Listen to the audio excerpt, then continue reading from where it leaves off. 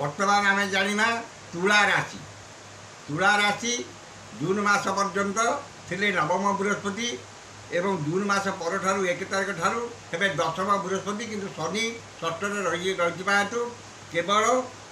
सबु वर्गर तुला राशि सबु वर्गर व्यक्ति मानकर कर्म किसी विघ्न उपजीव और कर्म प्रति जो कमटी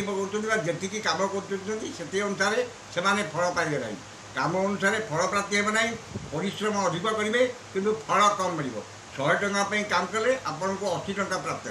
हो कर्म प्रति अनाग्रह भाव प्रकाश पाइब कर्म अस्थिरता आप ठीक टाइम कौ जगह जाकि पहुँच पारे धरतु आप चाकरी कर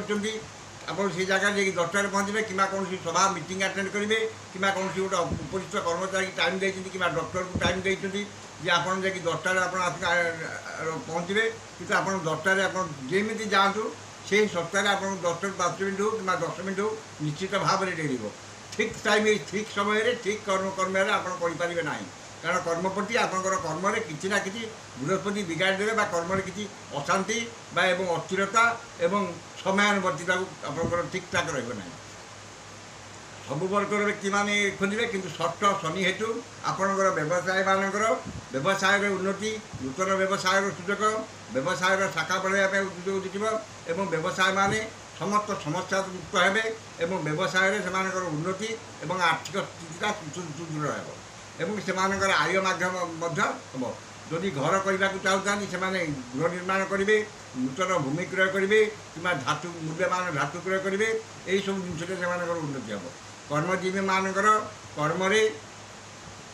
किसी समस्या देखादेले षष्ठ बृहस्पति हेतु से ठीक आडजस्टमेंट परिस्थिति देखिकी परिवेश देखिकी से आडजस्टमेंट करार शक्ति हो कौन प्रकार आडजस्ट करेंगे किंतु कर्म से आत्मतृप्ति मिलना जिते जहाँ कम कले से आत्मसंतोष मिलना और निज कर्म निजस्व कर्म गोटे आपंकर चाकरी कर्म गोटे दुटा कर्म आप निजस्व कर्म है आप घर कम दुटा कर किसी समस्या आप लगे और परिवार समस्त सदस्य मध्य अशांति टी रो जो मैंने गृहिणी से जो कर्मटी घर कम गृह कर्मटी कर किसी विघ्न उपजीव एमानकर कर्म आग्रह प्रकाश पाइब ना कमटा को ठीक करें ना केवल कर्म व्यतीत अन्य समस्त सब क्षेत्र में से जेहतु षष्ठ तुला राशि सबु वर्गर व्यक्ति मानकर षष्ठ शनि हेतु सब समस्त क्षेत्र में उन्नति आसला केवल कर्म व्यतीत अन्य समस्त क्षेत्र में ठीक ठाक रहिबो मानसिक पारिवारिक शांति क्षीर्ण हम एवं परिवार अशांति टी लगी रही संतान मान दुश्चिंता टी लगी रही जो मानकर वैवाहिक आशायी से वैवाहिक कर्म टी विलम्ब विघ्न दशम आप जेहतु बृहस्पति नवम थे दशम होती 4 मास से किसी विघ्न उपजीव ना वैवाहिक कर्म संपन्न होवार संभावना अच्छी किंतु किसी क्षेत्र में विघ्न देखा पारे शिक्षार्थी माने क्रीड़ाविद माने से शिक्षार्थी माने शिक्षार और क्रीड़ाविद माने क्रीड़ार उच्च प्रशंसित हेबे से कर्म ठीक ठाक आसो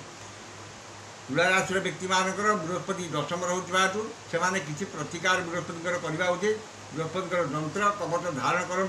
और मंत्रटी पढ़ू निश्चित भाव में आपंकर शुभ फल मिल